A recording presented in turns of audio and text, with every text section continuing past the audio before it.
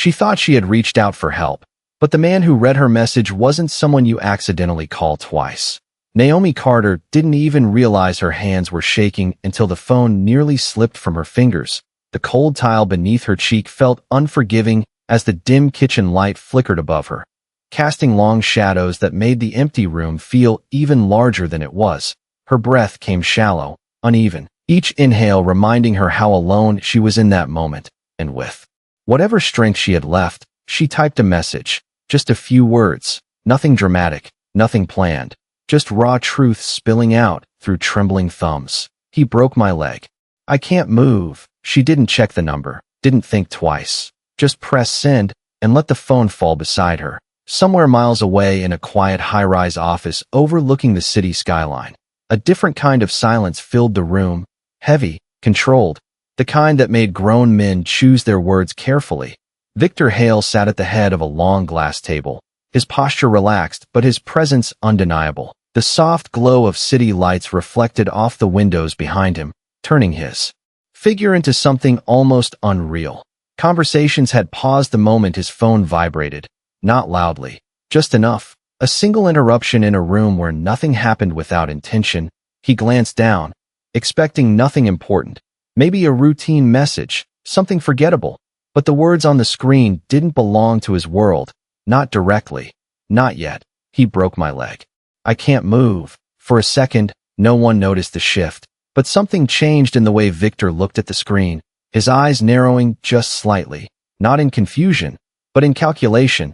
The room remained still, waiting, because when Victor Hale stopped paying attention to people in front of him, it usually meant someone far away had just become very important. His thumb hovered over the screen, not rushing, not hesitating, simply deciding. And then, without asking who she was, without questioning why the message came to him, he began typing, each letter deliberate, controlled, as if the response itself carried weight beyond the words. Back in that cold kitchen, Naomi's phone buzzed against the floor, the sound startling in the quiet. Her eyes flickered toward it, confusion crossing her face as she reached for it slowly, her fingers barely steady enough to unlock the screen. She hadn't expected a reply. Not really. Not from a number she didn't even recognize. But there it was, a message waiting, already opened, already seen, and for a moment, she hesitated. Something about the timing, about how quickly it came, made her chest tighten in a way she couldn't explain, like the air itself had shifted, like somewhere beyond those walls, someone had just stepped into her story without permission. She swallowed, her thumb hovering over the screen just like his had moments before. Then she read the message, and everything inside her went still. Who did this? The words were simple, almost too simple, but there was no warmth in them, no panic, no sympathy, just something colder, something precise, like a question that already expected an answer. Naomi stared at the screen, her breathing slowing, not because she felt safe, but because something about those 4 words made her realize she hadn't just reached someone random. She had reached someone who didn't sound surprised, someone who didn't ask if she was okay, someone who spoke like action was already on its way. And for the first time since she hit send, Naomi Carter felt something different than fear, something unfamiliar, something she couldn't quite name, because somewhere in the city, a man who didn't believe in coincidences had just decided her message wasn't one either, and the night, without warning, had quietly begun to change. Naomi's fingers hovered over the screen longer than they should have, her mind struggling to make sense of the tone behind those 4 words, because it was not concern, not the kind she had hoped for, not the kind that asked if she was breathing or if she needed an ambulance. It was something else entirely, something that carried weight, something that sounded like a door had just opened somewhere far beyond her reach. She swallowed slowly, her throat dry as she tried to steady herself. Then with hesitation she typed back, each letter slower than the last. My employer. I dropped something. He got angry. She paused, deleting twice before sending. Unsure why she felt the need to explain herself to a stranger. Unsure why she felt like she was being evaluated instead of helped. Across the city, Victor read the reply without blinking, his expression unchanged, but the room around him shifted in ways only those who worked for him could recognize. One man lowered his eyes, another subtly stepped back, because they had seen that look before, the moment when Something small became something that would not be ignored. Victor leaned back slightly in his chair, the leather creaking under controlled movement. Then he typed again. No hesitation, no wasted motion. Address. Just one word. Direct. Immovable.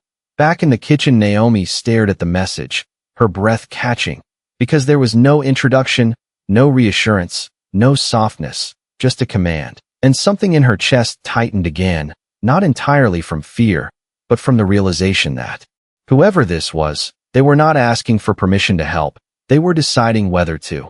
She glanced toward the dark hallway, listening, making sure no one had returned, the silence still thick, still empty. Then she typed her address, hesitating only once before pressing send, as if crossing an invisible line she could not step back from. The message delivered instantly, and for a moment, nothing happened. The screen stayed still. No typing indicator, no response, just quiet. Naomi exhaled slowly, a fragile thread of hope already beginning to unravel. Maybe it was nothing. Maybe she had misunderstood. Maybe she had placed too much meaning into a stranger's tone. But then, across the city, Victor stood up, not abruptly, not dramatically, but with a finality that cut through the room like a silent order. Conversation stopped completely this time. No one dared continue. Because when Victor Hale stood without explanation, it meant something had already been decided. He slipped his phone into his pocket, adjusting his cuff with precise calm, then spoke in a voice that did not need to rise to command attention. We are done here. No. One questioned it. No one asked why. Chairs shifted quietly as men who controlled entire districts chose silence over curiosity. One of his men stepped forward carefully. Sir, the meeting. Victor did not look at him. Reschedule. Just one word. And it was enough. Within seconds, movement began, coordinated, efficient, the kind that did not require explanation. Coats were grabbed, doors opened. Footsteps echoed in controlled urgency. Outside, a black SUV idled at the curb, engine low and steady, the city lights reflecting across its polished surface. Victor stepped into the night air, the cool breeze carrying the distant hum of traffic, and for a brief moment, he looked up at the skyline, as if placing a point on an invisible map only he could see. Then he got into the vehicle, the door closing with a quiet, final sound. Inside, one of his men glanced at him through the rearview mirror, careful, measured. Location confirmed. Victor's gaze remained forward, unreadable. Then, after a pause, he spoke, not louder, but heavier.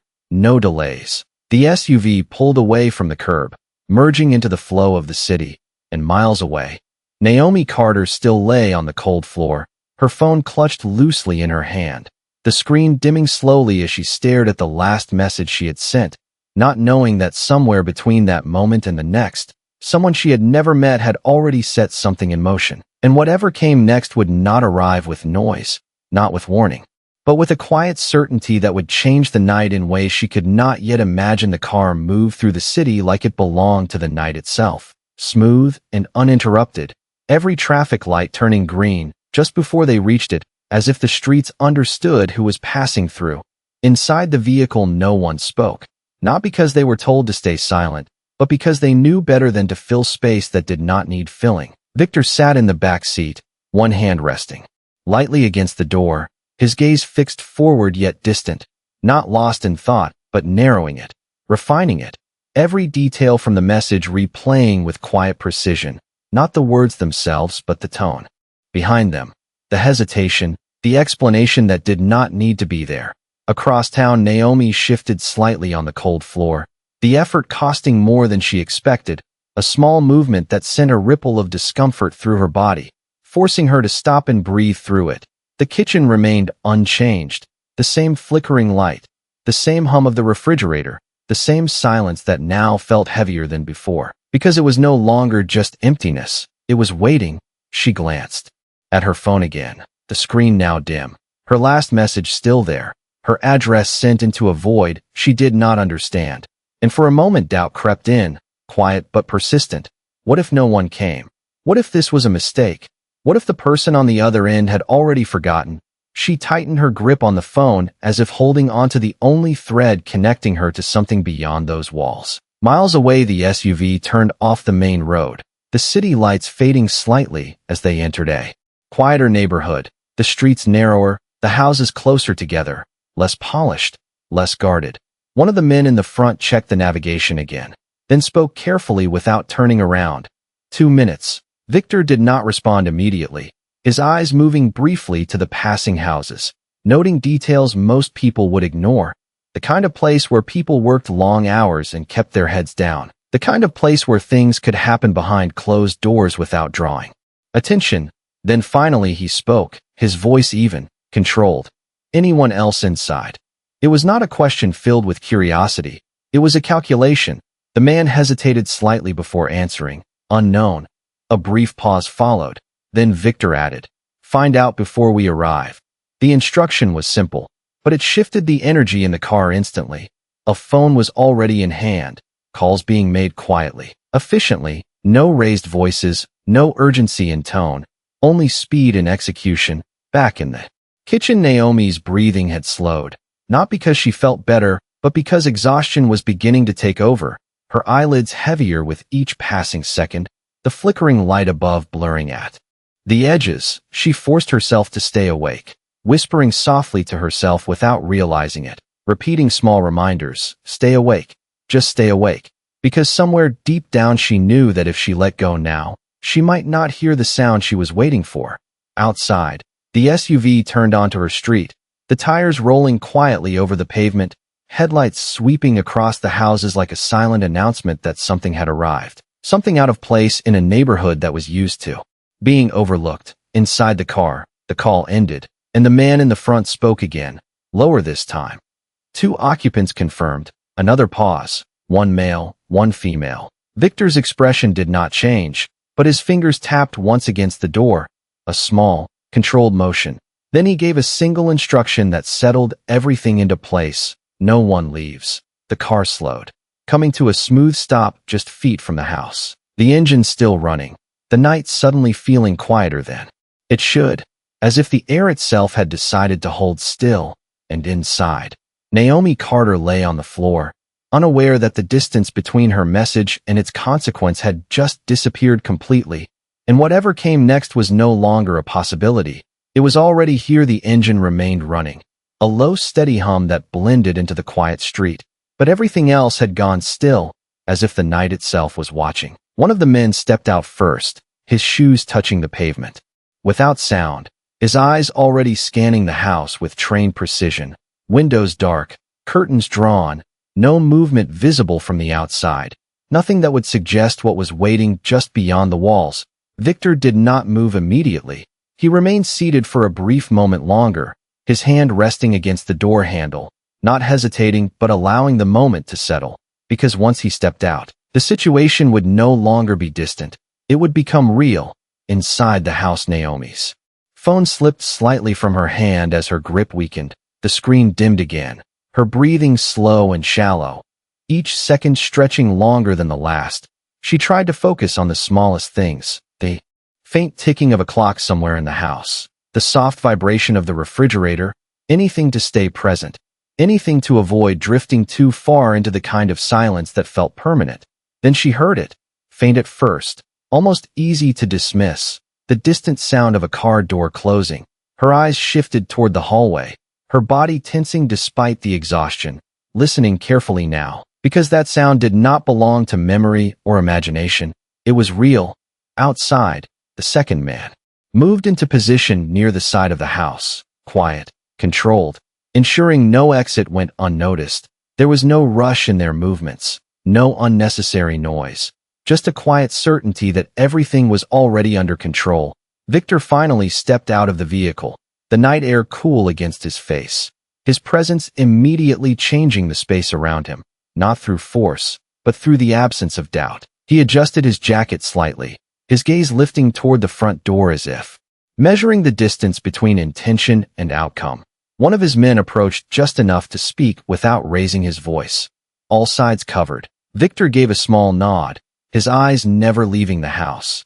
Then he walked forward, each step deliberate, unhurried, the kind of pace that did not chase outcomes but arrived at them. Inside, Naomi's heart began to race in a way she could not control, not from fear alone, but from the realization that something was actually happening, that the message she had sent into the unknown had reached someone who had come. She tried to call out, but her voice barely carried, a soft sound that dissolved into the stillness around her. The hallway remained dark, unchanged, and for a moment she wondered if she had imagined everything. Until another sound reached her, closer this time. The subtle shift of weight on a wooden step just outside, the faintest indication that someone was there. Not passing by, not leaving, but arriving.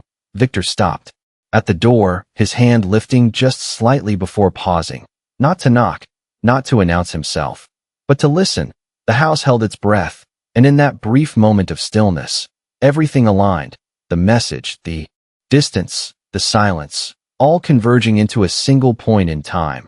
Then without force, without urgency, he turned the handle, and the door opened, not with a crash, not with resistance, but with a quiet acceptance, as if the house itself understood that whatever was about to happen next had already been decided long before anyone inside realized it.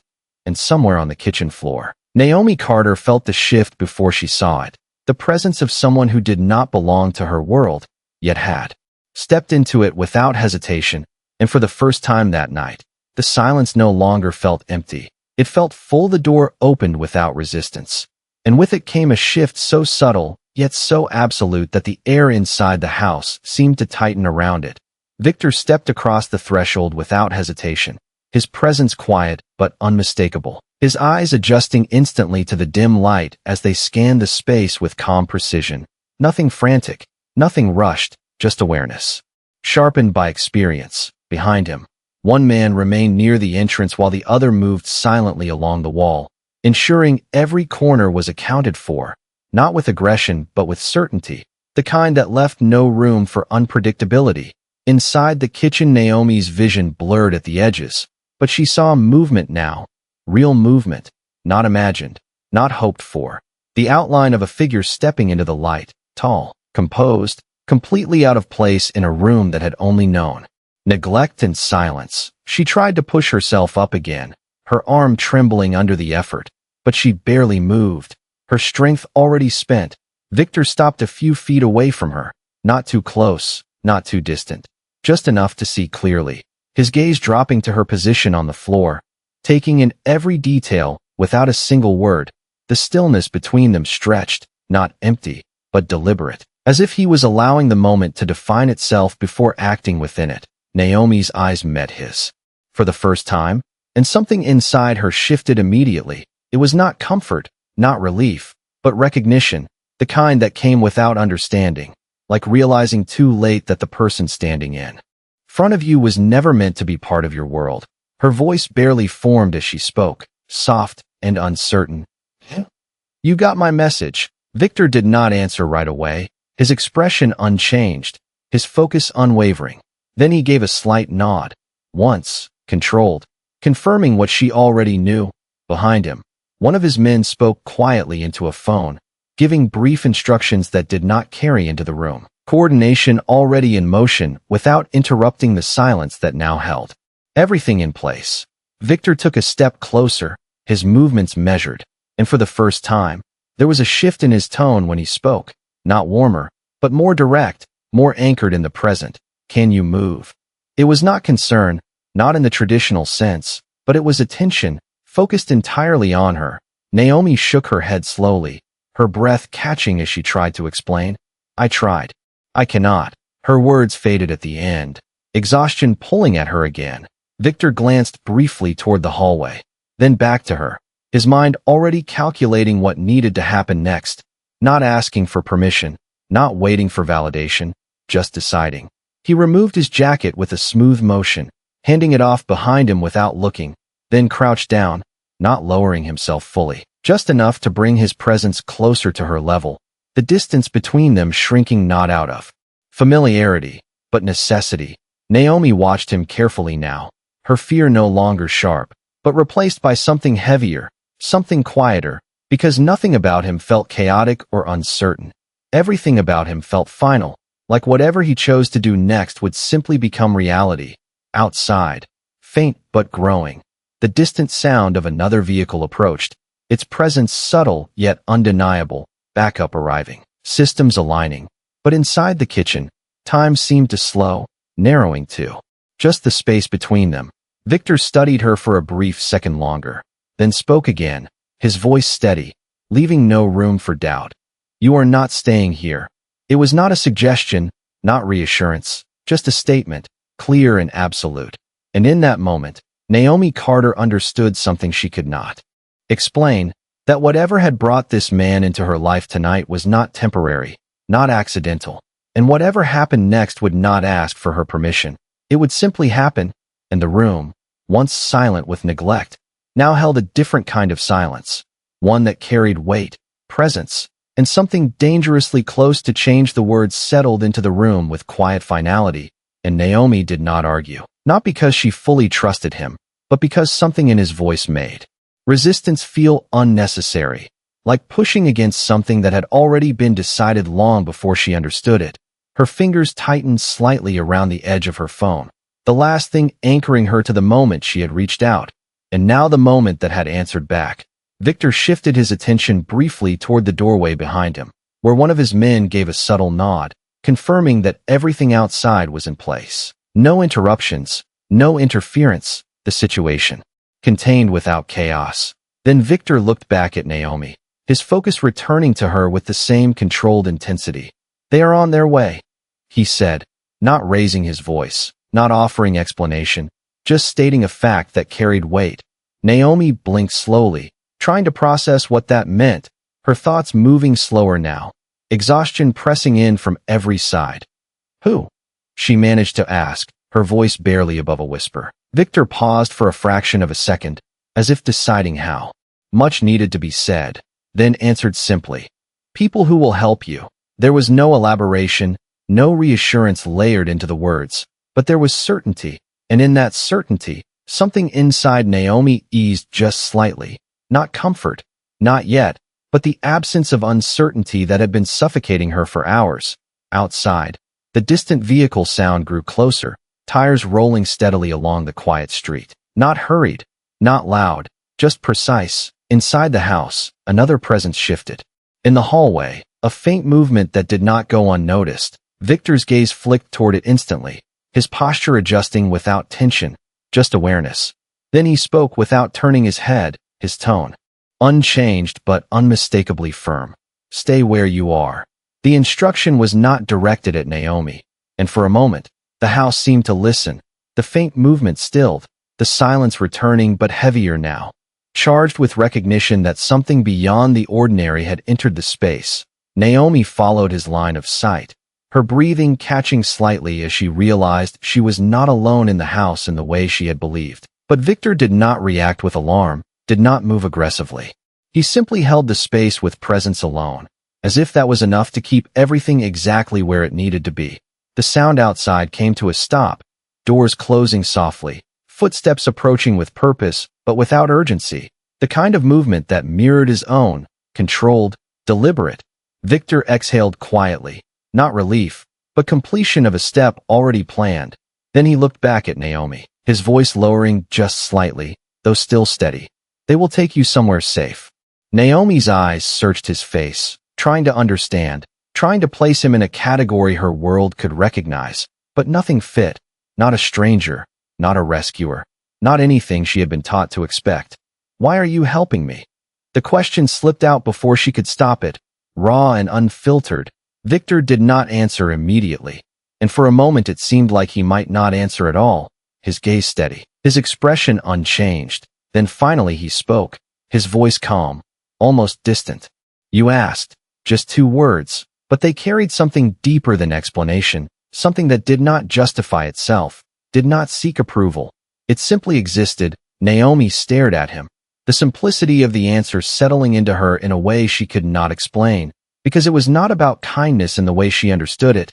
It was something else, something quieter, something that did not need to be named. Footsteps reached the door, and within seconds, 2 figures entered with medical bags in hand, their movements efficient, focused entirely on Naomi without hesitation, kneeling beside her, speaking softly, checking, preparing, doing exactly what Victor had said they would do, helping. Victor stepped back just slightly, creating space without withdrawing his presence entirely.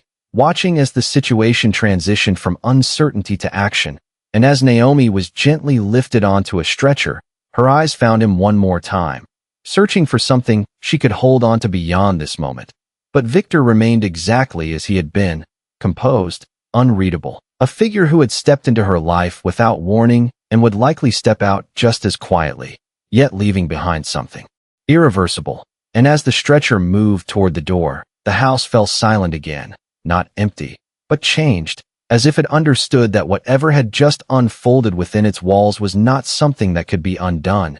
And Naomi Carter, carried out into the night, realized that the message she had sent had not just been answered, it had been heard in a way she had never expected. The stretcher rolled smoothly across the threshold, the wheels barely making a sound as they transitioned from tile to pavement, and for a moment the night air wrapped around Naomi like something unfamiliar, cooler, wider, filled with a quiet that felt different from the silence she had left behind. Her eyes remained open despite the heaviness pulling at them, tracking the faint outlines of movement above her, the shifting shadows of people who moved with purpose but without panic, voices low, steady, professional, saying just enough and nothing more, the kind of presence that did not overwhelm but reassured. Through precision alone, as they guided her toward the waiting vehicle, Naomi turned her head slightly, searching, and there he was, standing just outside the doorway, not following, not intervening, simply watching. Victor Hale remained exactly where he had been when she last saw him, his posture unchanged, his expression as controlled as ever, as if the entire sequence unfolding in front of him was not chaotic or urgent but expected, something already accounted for. One of the medical staff adjusted the blanket around Naomi's shoulders, securing it gently, and as they lifted her into the back of the vehicle, the interior lights cast a soft glow that contrasted with the darkness outside, creating a small, contained world where everything was focused on her recovery. Yet even within that space, her attention drifted back to the figure outside, because something about his stillness held more weight than all the movement around her. The doors closed with a quiet finality, sealing her inside, and for a brief second, the outside world disappeared, replaced by the rhythmic sounds of preparation, equipment being checked, voices confirming details. The vehicle began to move, slow at first, then steady, merging back into the quiet streets. Naomi exhaled deeply, her body finally beginning to release the tension it had held for too long. But her mind remained fixed on a single thought, on a single question that lingered even after everything had shifted. Who was he? Back at the house, the street had returned to stillness almost as quickly as it had been disrupted. The additional vehicle had already pulled away, leaving no trace of urgency behind, only the faint imprint of something that had happened and then disappeared. Victor remained outside for a moment longer, his gaze following the direction the vehicle had taken, not with concern, not with hesitation, but with completion, as if the outcome had already been secured the moment he decided to act. One of his men approached quietly, stopping just within speaking distance. "Everything is clear," he said, his tone low, respectful. Victor gave a slight nod, his attention shifting back to the house behind him, the door still open, the interior dim and quiet once more, but no longer untouched, no longer hidden in the way it had been before. He stepped forward again, not to search, not to confront, but to acknowledge what remained, the unseen presence that had lingered earlier, the other occupant, still inside, still silent. Victor did not raise his voice when he spoke, but the words carried through the space with undeniable clarity. "Come out." There was no threat in his tone, no urgency, just expectation, the kind that assumed it would be met. Seconds passed, the silence stretching just long enough to feel deliberate. Then from the hallway, slow footsteps emerged, hesitant but unable to remain hidden any longer. A man stepped into view, his posture uncertain, his eyes avoiding direct contact, the distance between them filled with something unspoken, something heavier than accusation. Victor observed him without expression, his gaze steady, unyielding, and in that moment, there was no need for raised voices, no need for force, because the weight of the situation had already settled into the room, and as the man stood there, unable to speak, unable to explain, Victor's presence alone made one thing unmistakably clear: some actions do not require witnesses to matter, and some consequences do not need to be announced to be understood. The house fell silent once again, but this time, the silence did not belong to neglect, it belonged to realization. And outside, the night continued as if nothing had happened, yet everything had changed. The man stepped fully into the dim light, his figure now clear, shoulders slightly hunched as if the weight of the moment had already settled onto him, his eyes flickering briefly toward the open door and then back to Victor, searching for something he could not find, an explanation, a way to regain control. But there was none in the room, only silence and the quiet certainty that he was no longer the one defining what happened next.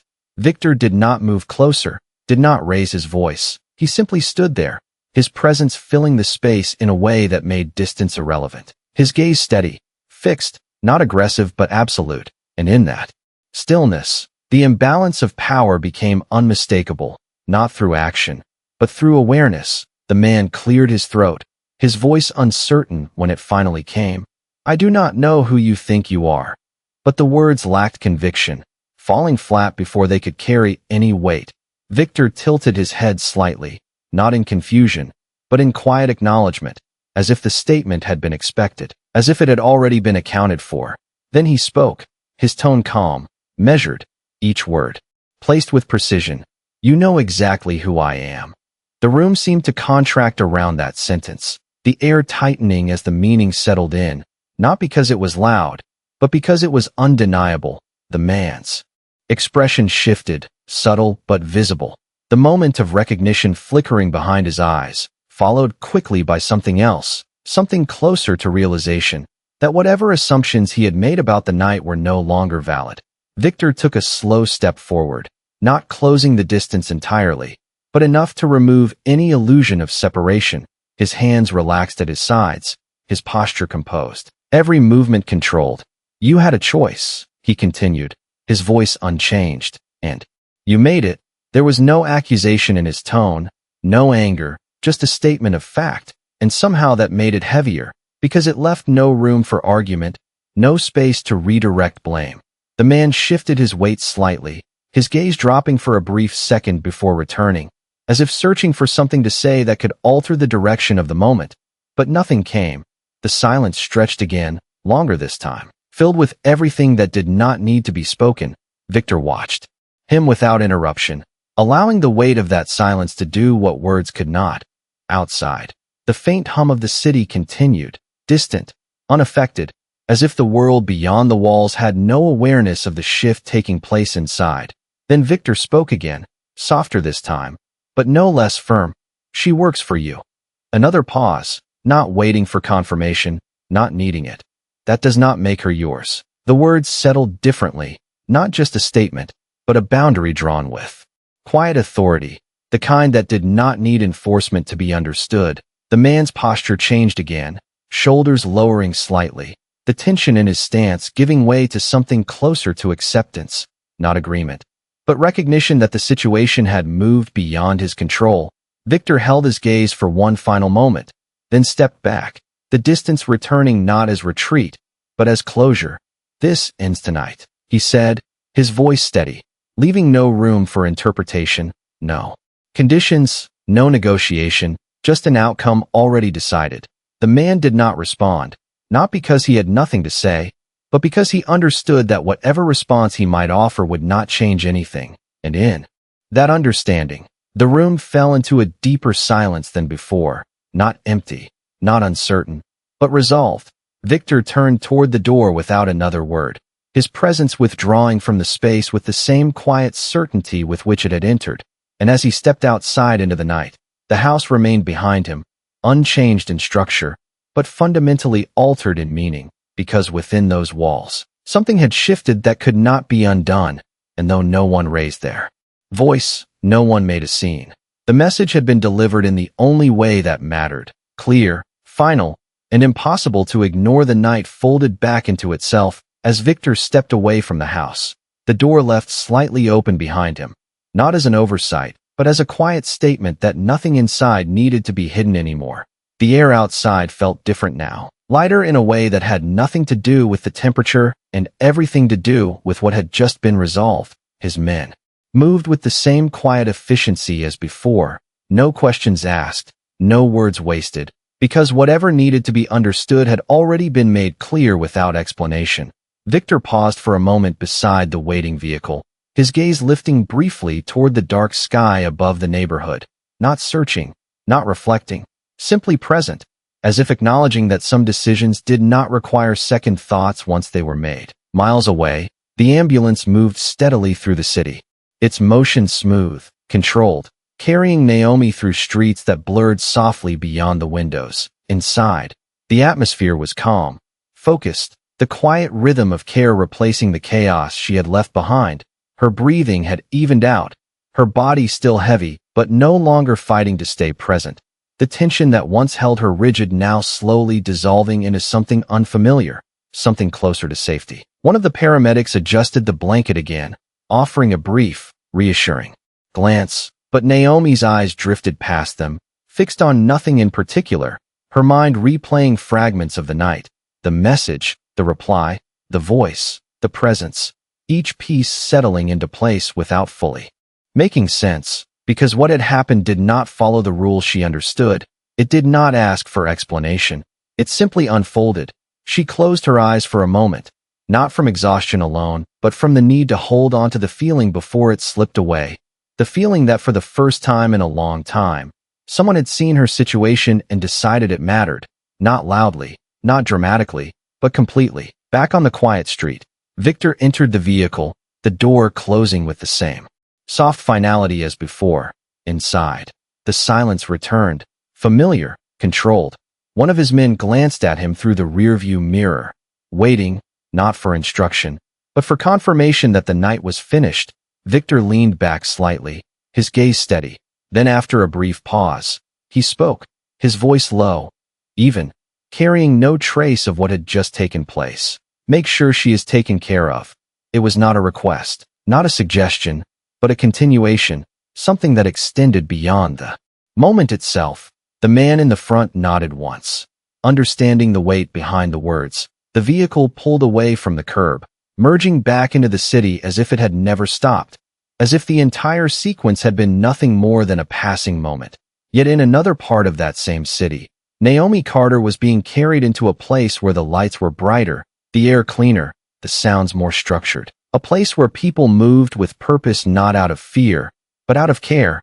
As the stretcher rolled through automatic doors and into a hallway filled with quiet urgency, her eyes opened once more, catching the ceiling lights passing above her one by one, each one marking distance from where she had been, and without realizing it, her grip loosened on the phone still resting in her hand, the screen now dark, the conversation complete, because the message she had sent had done more than reach the wrong number. It had reached the right moment, and somewhere in the city, a man who did not believe in coincidence had answered in the only way he knew how, not with promises, not with explanations, but with action. And as the doors closed behind her and the night continued on outside, without pause, the world moved forward quietly, carrying with it a truth that did not need to be spoken aloud. That sometimes dignity is not restored through words, but through the simple, undeniable act of someone deciding that you are not invisible. And in that decision, everything changes. And that night, without noise or spectacle, the world remembered what dignity looks like.